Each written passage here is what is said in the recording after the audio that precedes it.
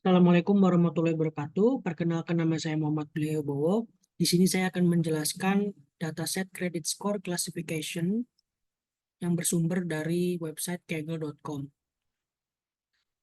Tentunya di sini kita diceritakan berprofesi sebagai atau bekerja sebagai data scientist di sebuah perusahaan keuangan, dan kita diberikan tugas untuk membuat model machine learning atau pembelajaran mesin yang dapat mengklasifikasikan skor kredit pada nasabah. Tentunya untuk kedepannya di sini terdapat dua metode yang akan saya jelaskan. Yang pertama, pembuatan machine learning model di Orange Data Mining, dan kedua, implementasi kode Python di Google Colab.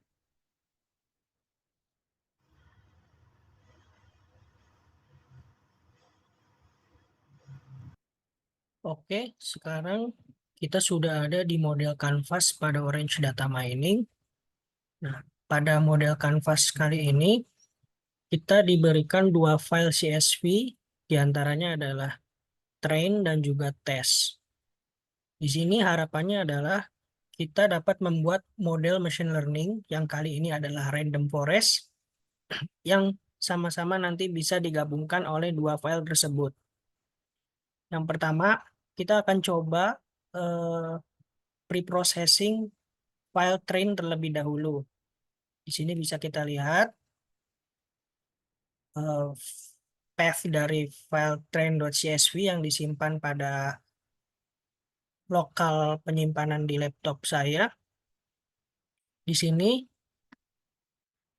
kolom credit score dijadikan sebagai role target yang di dalamnya ada good, poor, dan juga standar. Setelah itu kita bisa melihat pada data table. Di sini kita bisa melihat ada 13 fitur, tetapi diantaranya ada 1,3% missing data. Nah, bagaimana cara menghilangkannya? Tentunya cara menghilangkan missing data kita bisa menggunakan fitur pre-processing di sini. Kita bisa klik input missing values, kemudian kita bisa pilih remove rows with missing values. Dengan klik ini, maka missing values akan diisi dengan nilai random. Seperti contoh, saya akan coba lihat lagi data table setelah di pre-processing. Bisa dilihat di sini, data table setelah di pre-processing, maka sudah tidak ada lagi tanda missing data pada 13 fitur ini. Setelah di pre-processing, maka yang langkah selanjutnya adalah kita menseleksi kolom yang ingin dijadikan target. Seperti yang sudah dijelaskan sebelumnya, yang akan kita jadikan target adalah credit score, sedangkan fitur-fitur yang digunakan adalah fitur-fitur dengan tipe numerik. Setelah kita seleksi, kita bisa buatkan model random forest-nya. Di sini saya set untuk jumlah pohonnya 20 dan juga fiturnya mengikuti yang ada di seleksi kolom, yaitu ada 8. Setelah buat model random forest, maka saya bisa buatkan model evaluasinya, yaitu test and score. Di sini bisa dilihat untuk classification akurasinya sebesar 99,4%. Setelah itu saya juga bisa melihat untuk confusion matrix-nya.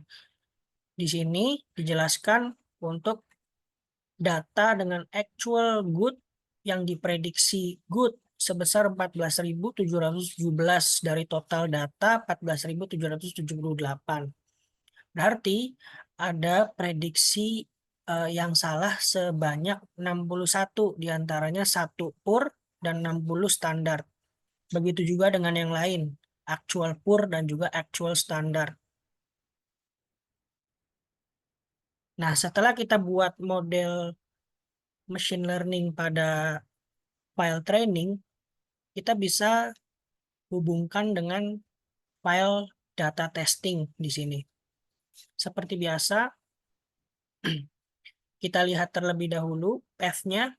Ini telah disimpan di file lokal laptop saya. Kemudian kita bisa lihat kolom-kolom di dalam file tersebut. Di sini yang dijadikan target adalah payment behavior. Setelah itu, kita bisa lihat untuk lebih detailnya lagi pada data table. Ini adalah data table sebelum di pre-processing. Oleh karena itu, makanya di sini masih terdapat 1,4% missing data. Dengan begitu, kita akan coba pre-processing kembali dengan cara yang sama, yaitu input missing values, kemudian remove rows with missing values.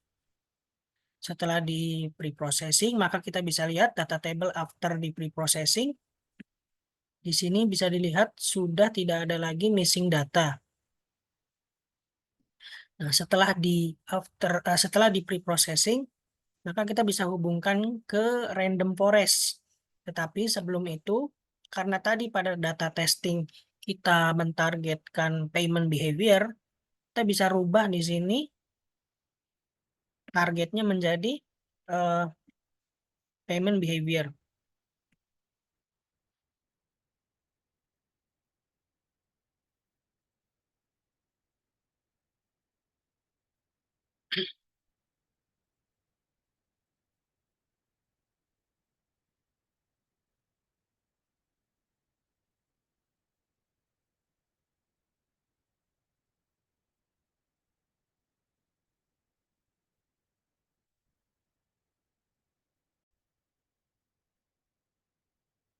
Oke, setelah kita ganti target kolomnya menjadi payment behavior mengikuti file testing ini, kita bisa lihat di test and score.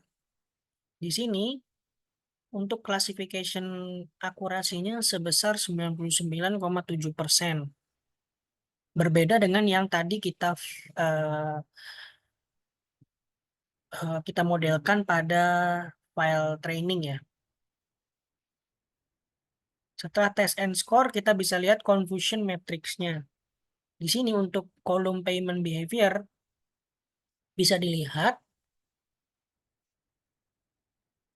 seperti contoh di sini untuk kolom high spend large value payment dengan actual high spend large value payment terdapat prediksi yang benar sebanyak 11.396 dari total data 11.416. Begitu juga dengan kolom-kolom yang lain bisa dilihat ada 14.612 yang diprediksi benar dari total 14.650 dan seterusnya.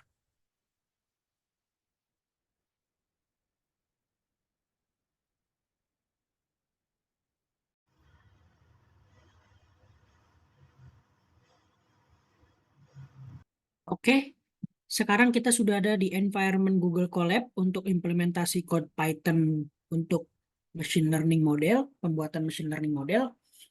Di sini, seperti yang sebelumnya sudah dikasih tahu, kita ingin membuat model random forest. Tetapi, sebelum membuat model machine learning, kita harus tahu dulu dataset ini kita seperti apa. Tentunya yang pertama di sini ada persiapan data. Kita coba memuat library yang diperlukan oleh machine learning model. Di sini yang pertama ada NumPy atau NP, Pandas yang kedua ada Pandas SPD, ini untuk analisis data. Kemudian untuk visualisasi kita menggunakan PX, Go, dan juga Plot. Dan yang terakhir ada Seaborn SNS. Kemudian untuk selanjutnya untuk pelabelan, itu kita menggunakan ordinal encoder, label encoder. Dan untuk pemilihan fitur dan target ini kita menggunakan mutual info classif. Kemudian untuk train test split kita menggunakan ini sklearn model selection. Kemudian ini kita menggunakan machine learning model random forest, tentunya random forest classifier dan juga regresi nantinya. Selanjutnya yang terakhir ini kita ada evaluasi model, yaitu ada classification report, confusion matrix, accuracy score, sama mean squared error atau MSE. Kemudian di bawah ini ada import warning, ini bagian kecil dari agar supaya outputnya bisa rapih, tidak ada pemberitahuan-pemberitahuan. Selanjutnya, setelah kita mempersiapkan library yang diperlukan, tentunya kita ingin menghubungkan dulu nih Google Colab ini ke dataset. Nah, kebetulan karena datasetnya saya simpan di Google Drive, maka akan saya simpan dulu. Maksudnya akan saya hubungkan dulu ke Google Colab si Google Drive-nya. Nah, setelah dihubungkan, baru kita bisa menampilkan data dari Google Colab, dari Google Drive maksudnya.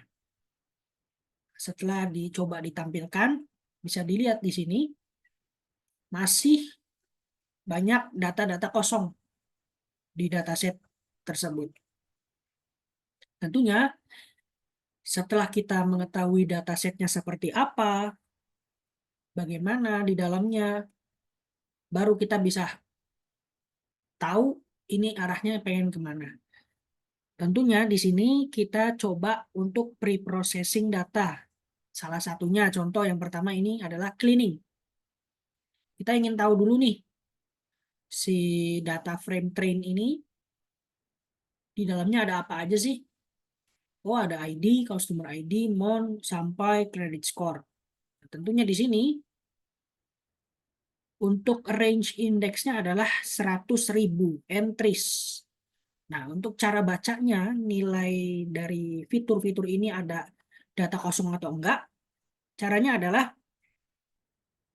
di non-null konten ini, di non-null count ini, yang kurang dari 100.000, berarti tandanya itu masih ada nilai data kosong. Seperti contoh di sini name, masih ada data kosong. Kemudian kita cek lagi di sini ada monthly in hand salary, kurang dari 100.000. Dia berarti masih ada data kosong. Sampai seterusnya, sampai yang terakhir ini ada monthly balance, kurang dari 100.000 non-null count. Untuk selanjutnya di sebelahnya ada di type. Di type ini berarti tipe kolomnya. ID sampai annual income bertipe objek. Kemudian di sini monthly in hand salary float. Kemudian numbeng sampai interest rate integer dan seterusnya sampai credit score. Ini. Setelah kita membersihkan data, kita ke data format. Nah, ini bagian dari pembersihan data. Kita coba mengisi nilai yang kosong, maksudnya nilai yang hilang, dengan nilai kosong, nilai 0. Sebagai contoh di sini untuk kolom age, num of loan, dan num of delayed payment, kita coba isi nilai kosongnya dengan 0. Kemudian selanjutnya kolom annual income, kolom change credit limit, outstanding debt, amount invested monthly, monthly balance, dan yang terakhir kolom credit history age. Coba kita isi nilai kosongnya. Setelah kita isi, tentunya kita tidak ingin tertimpa-timpa dari data yang sebelumnya. Maka dari itu, step selanjutnya adalah kita harus menduplikat data frame tersebut. Dan juga sekaligus kita ingin ngecek nih, data frame ini masih ada yang double-double nggak ya? Nah, caranya dengan kita melakukan pengujian kondisional dari num duplicate ini. Shape.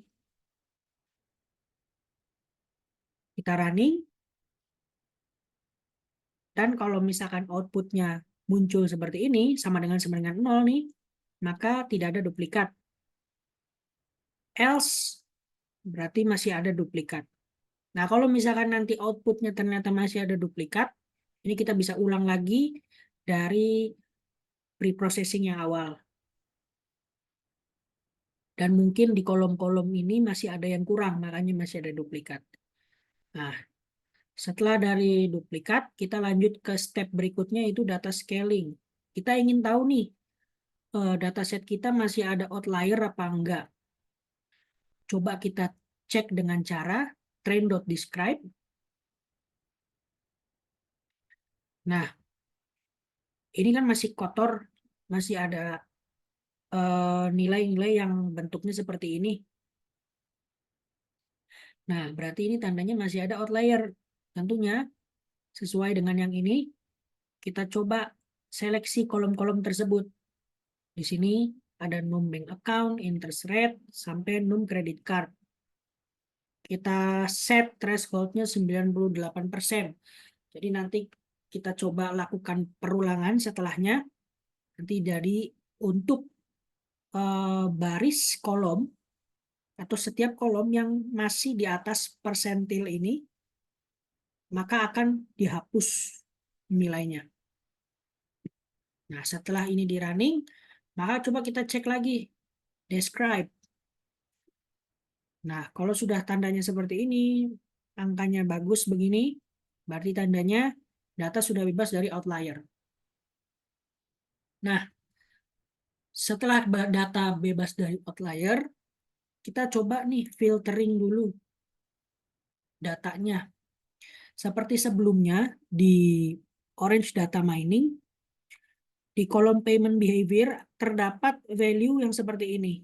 Nah, ini kita harus hapus biar data tersebut jelas. Nah, caranya adalah kita bikin train sama dengan kemudian tanda seru sama dengan value tersebut. Kemudian juga sama untuk fitur occupation, ada value seperti ini, kita hilangkan. Nah, lalu kita coba lihat outputnya. Nah, ini sudah aman nih. Udah nggak ada value seperti garis-garis ini lagi.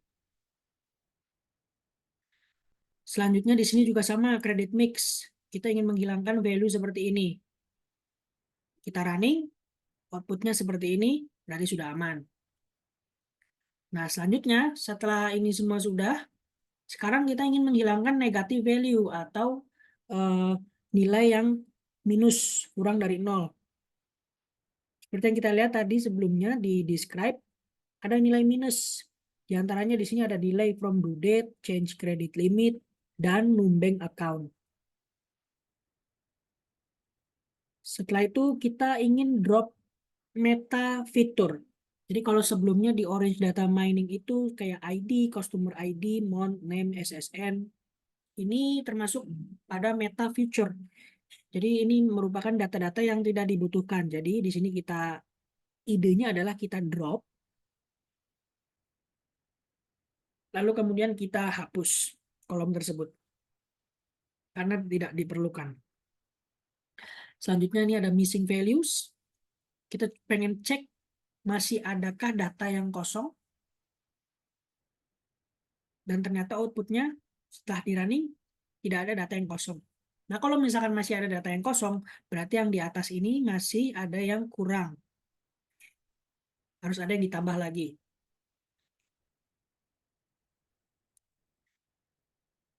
Kemudian kita ke feature engineering. Nah, di sini kita ingin melihat visualisasi dari dataset tersebut. Nah, setiap fitur kita visualisasikan menggunakan box plot, dan di sini bisa dilihat ini tidak ada outlier yang jelas atau nampak. Nah, bagaimana kalau misalkan ada outlier? Seperti contoh, misalkan num credit card. Tiba-tiba dari titik-titik ini, tiba-tiba ada titik satu di atas ini. Nah, ini berarti contoh dari outlier. Nah, karena tadi sebelumnya kita sudah cek, outliernya sudah bersih, maka kalau divisualisasikan, gambarnya seperti ini. Titik-titiknya berdekatan. Ini titiknya rada jauh, tetapi ini masih dalam satu garis atau ekosistem. Jadi masih belum bisa disebut outlier. Setelah kita visualisasi, Selanjutnya kita scaling lagi nih. Seperti contoh di sini, kode ini bertujuan untuk melakukan scaling pada beberapa kolom tertentu dengan batasan tertentu. Seperti contoh di sini, age kurang dari 60, 6 credit card kurang dari 10, interest rate kurang dari sama dengan 50.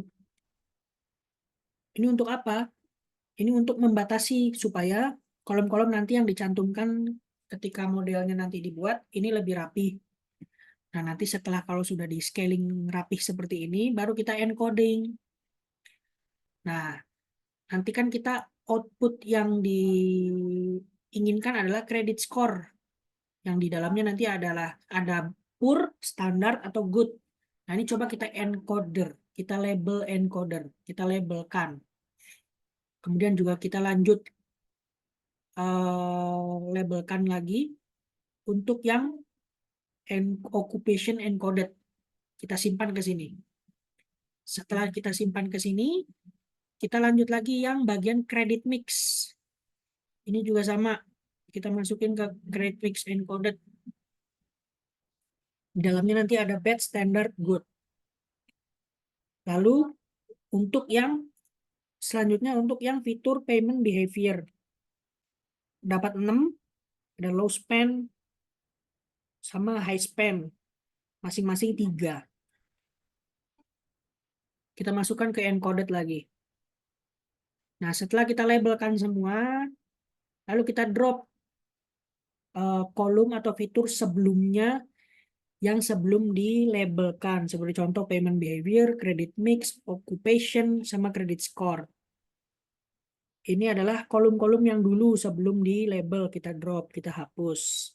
Setelah itu, kita ke step berikutnya yaitu new feature. Nah, ini adalah feature yang sudah di-encoded. Seperti contoh di sini saya akan jelaskan salah satu aja. Di sini menghitung total jumlah bank account plus credit card. Nanti kalau semuanya sudah di-code kan, maka baru kita bisa cek MI score-nya. Nah, untuk outputnya sendiri, ini MI score-nya seperti ini. Dan kalau misalkan kita ingin visualisasikan, kita bisa kok menggunakan Vigshow. Bisa dilihat di sini, skor informasi mutual untuk setiap fitur. Skor informasi mutual tertinggi yaitu di angka 0,4. Dimiliki oleh feature debt to income ratio. Sedangkan feature dengan skor informasi mutual paling terendah itu dimiliki oleh occupation encoded. Berarti tandanya ini tidak berpengaruh terhadap si modelnya nanti. Nah, setelah kita tahu semua ini, baru kita coba bisa buatkan machine learning modelnya. Nah, di sini kita siapkan terlebih dahulu data frame-nya di setiap variabel. Contoh ini variabel Y untuk credit score encoded yang sebelumnya sudah kita labelkan. Kemudian X untuk fitur-fitur yang di dalamnya yang ada 14 itu. Selanjutnya baru kita bagi data menjadi training dan testing. Dan di sini saya set testing 20%. Jadi proporsinya 80 banding 20. 80 untuk training, 20 untuk testing. Selanjutnya baru kita bisa buatkan model machine learning-nya yaitu random forest. Nah, setelah dibuat modelnya, kemudian kita bisa lihat evaluasi modelnya. Di sini mean squared error-nya berada di 0,16. Artinya apa? Semakin kecil nilai MSE, maka semakin baik kinerja model dalam melakukan prediksi. Kemudian kita juga ingin tahu nih, akurasi tesnya berapa. Kita bisa menggunakan rf classifier.fit. Kemudian kita bisa cek di akurasi original tesnya berapa. Dan setelah dicek, ternyata hasilnya 80%. Kemudian untuk classification report-nya, untuk detailnya, precision, recall, F1, dan F1 score, dan support-nya. Kemudian yang terakhir ini ada confusion matrix. Nah, evaluasi-evaluasi seperti ini berguna agar kita bisa tahu seberapa baik model yang kita buat. Tentunya di sini sudah dikasih penjelasan deskripsi, yaitu kita mendapatkan akurasi tes sebesar 80%.